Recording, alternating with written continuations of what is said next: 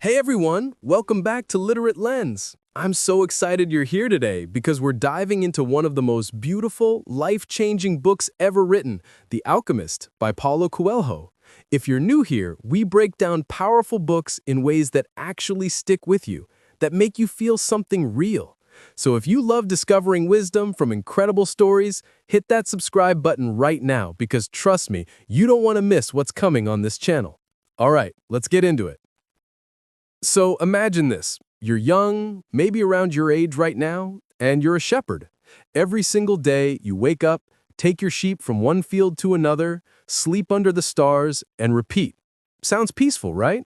But here's the thing. There's this restlessness inside you, this feeling that there's something more out there, something bigger, waiting for you. That's exactly where our story begins, with a young shepherd boy named Santiago.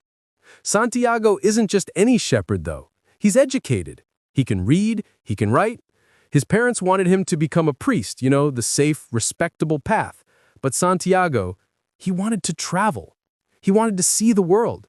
So he convinced his father to let him become a shepherd instead, because shepherds get to move around. They get to explore. And for a while, that worked. He was happy enough. He had his books, he had his sheep, and he had his dreams. But then something strange starts happening. Santiago keeps having the same dream over and over again. In this dream, he's playing with his sheep near this old church, and suddenly a child appears. The child takes his hands and transports him to the Egyptian pyramids. And just when the child is about to tell him where to find treasure hidden there, Santiago wakes up every single time. It's frustrating, right? You can feel how much this dream is bothering him. So Santiago decides to visit this old woman in town, a dream interpreter. He tells her everything, and she listens carefully. Then she looks at him and says something that changes everything. She tells him that this dream is real, that there really is treasure waiting for him at the pyramids in Egypt. But here's the catch. When he finds it, he has to give her 10% of it. Santiago is skeptical. Wouldn't you be? But something about this dream won't let him go. Then one day, while he's reading in a plaza, this old man sits next to him. And this isn't just any old man. His name is Melchizedek, and he claims to be the king of Salem. Now, Santiago thinks this guy might be crazy at first, but then Melchizedek starts telling Santiago things about his life that no stranger should know. He talks about Santiago's sheep, his books, even his dreams. And then he tells Santiago something that will echo throughout this entire journey. He says, when you want something, all the universe conspires in helping you to achieve it. This is what Melchizedek calls your personal legend. He explains that everyone has one, this thing you're meant to do in life, but most people give up on it. They let fear win. They settle. And Santiago realizes his personal legend is to find that treasure. Melchizedek offers to help him, but only if Santiago gives him 10% of his sheep. It's a big ask, but Santiago feels something stirring inside him. That restlessness, it's actually hope. It's purpose. So he agrees. Melchizedek gives Santiago 2 stones, Urim and Thummim, and tells him they'll help him read omens. Then he says something profound. The world's greatest lie is that at a certain point in our lives, we lose control of what's happening to us, and our lives become controlled by fate. He's telling Santiago, and he's telling us, that we're not victims. We have choice. We have power. So Santiago sells his sheep, all of them. Can you imagine? Everything he knows, everything that's familiar, gone. He takes that money and boards a boat to Africa, to Tangier. He's nervous, but excited. This is it. The adventure begins. But here's where life hits hard. The moment Santiago arrives in Tangier, everything goes wrong. He can't speak Arabic. The city is overwhelming, chaotic. And then, in one devastating moment, a stranger he trusted steals all his money. All of it. Everything he worked for. Everything he sacrificed. Gone in seconds. Santiago is crushed. He sits there, broke, alone, in a foreign country where he doesn't even speak the language. And in this moment, he has a choice. He could give up, go back home, admit defeat, and honestly, no one would blame him. But something inside him refuses to quit. Maybe it's pride. Maybe it's that dream. Maybe it's Melchizedek's words echoing in his head. Whatever it is, Santiago decides to keep going. He finds work at a crystal shop owned by a kind merchant. The merchant is cautious, hesitant to change anything about his business. He's comfortable where he is. But Santiago? Santiago brings new ideas.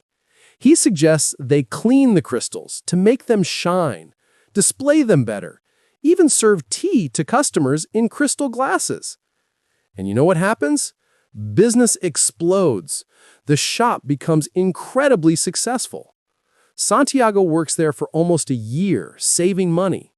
The merchant and Santiago become close, and one day the merchant admits something sad. He says he's always dreamed of going to Mecca for pilgrimage. It's something every Muslim is supposed to do, but he's too afraid. He's afraid that if he goes, if he achieves that dream, he'll have nothing left to live for. This hits Santiago hard because he realizes some people prefer to dream about their treasure rather than actually go find it. They're scared of what life looks like after. But Santiago, he refuses to be that person. So with enough money saved, Santiago joins a caravan heading across the Sahara Desert toward Egypt. This journey is dangerous. There are tribal wars happening, but Santiago is determined. On this caravan, he meets an Englishman who's searching for a famous alchemist, someone who can supposedly turn any metal into gold and has discovered the secret to eternal life.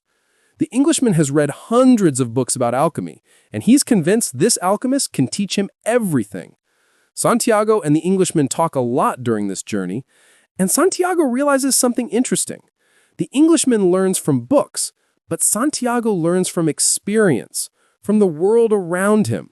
Both are valid, but Santiago is starting to understand that the universe speaks in signs, in omens, in feelings. You have to pay attention. You have to listen. When they finally reach an oasis in the desert, something magical happens. Santiago sees a girl. Her name is Fatima, and the moment their eyes meet, it's like the whole world stops. This isn't just attraction. This is soul deep. Santiago falls completely in love with her, and she with him. They talk every day by the well, and for the first time since leaving home, Santiago considers staying, giving up the pyramids, giving up the treasure. Because isn't love enough? Isn't this what life is about? But Fatima, wise beyond her years, tells him something beautiful and heartbreaking at the same time. She says, "If I am really a part of your dream, you'll come back one day." She's telling him that real love doesn't hold you back. Real love supports your personal legend, and if it's meant to be, you'll find your way back to each other. This moment, it's so powerful because Santiago realizes that pursuing your dreams and loving deeply aren't opposites. They can coexist. While at the oasis, Santiago has a vision. He sees armies attacking the oasis, breaking the sacred peace of this neutral ground. He tells the tribal chieftains about this vision, and they take it seriously. They prepare for battle. And sure enough, the attack happens exactly as Santiago predicted. But they're ready, and they defeat the invaders. The chieftain is so impressed that he offers Santiago a position of honor, but Santiago declines. He knows he has to keep moving. This is when Santiago finally meets the alchemist, the man the Englishman has been searching for. The alchemist is mysterious, powerful, and he sees something in Santiago. He agrees to guide Santiago to the pyramids, but he warns him. Before a dream is realized, the soul of the world tests everything that was learned along the way. Basically, the closer you get to your goal, the harder it gets. Life will test you. Your commitment, your faith, your courage, everything will be challenged right before you succeed. And that's exactly what happens. Santiago and the alchemist travel together through the desert, and the alchemist teaches Santiago about listening to his heart, about understanding the language of the world. He explains that everything is connected, that the wind, the sun, the desert, they all speak if you know how to listen.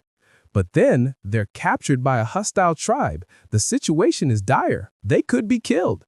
The alchemist makes a bold claim to save them. He tells the tribal chief that Santiago can turn himself into the wind, and if he can't do it in 3 days, they can have everything, including their lives. Santiago is terrified. He has no idea how to turn into wind. But the alchemist just smiles and says, "You already know how to do it. You just have to listen." So for 3 days, Santiago struggles with this impossible task. He talks to the desert, asking for help. The desert tells him to speak to the wind. The wind tells him to speak to the sun. And the sun tells him to speak to the hand that wrote all. In this beautiful spiritual moment, Santiago realizes that he is part of everything. His soul, the soul of the world, God, it's all one. And in that moment of complete surrender and understanding, he becomes the wind. The tribe is amazed. They let him go. Finally, after everything, Santiago reaches the pyramids. He's here. This is it, the place from his dreams. He starts digging at the base of the pyramids, excited, exhausted, hopeful. But then thieves appear. They beat him up and take what little he has. As Santiago lies there, bruised and defeated, he tells them about his dream, about the treasure. And you know what one of the thieves says? He laughs. He says, "You came all this way because of a dream? I had a dream too. I dreamed about treasure buried under a sycamore tree in an old church in Spain. But you know what? I'm not stupid enough to cross an entire desert because of a dream." And in that moment, Santiago realizes the most incredible truth. The treasure isn't at the pyramids. It never was. The treasure is back home, under that very tree where he used to sleep with his sheep. The same tree from the beginning of his journey. Everything comes full circle. So Santiago travels all the way back to Spain. He goes to that old abandoned church, finds the sycamore tree, and starts digging. And there it is. A chest filled with gold coins, precious stones, golden masks, more treasure than he ever imagined. He found it. But here's the thing. The treasure itself isn't the real point of this story. The real treasure was the journey. It was meeting Melchizedek. It was working in the crystal shop. It was crossing the desert. It was falling in love with Fatima. It was learning from the alchemist. It was becoming the wind. Every single experience transformed him. He left as a simple shepherd boy, and he returned as someone who understood the language of the world, someone who pursued his personal legend, someone who truly lived. And Santiago knows what he's going to do with this treasure. He's going back to Fatima, because now he's complete. Now he's whole. He found his treasure, and he can share it with the person who supported his journey, even when it meant being apart. So what does this story mean for us? For you, watching right now? The alchemist is telling us that we all have a personal legend. We all have that thing we're meant to do, that dream we're meant to chase. But here's the truth. Most people never do it. They're too scared. They settle. They listen to the voices that say it's impossible. They give up when things get hard.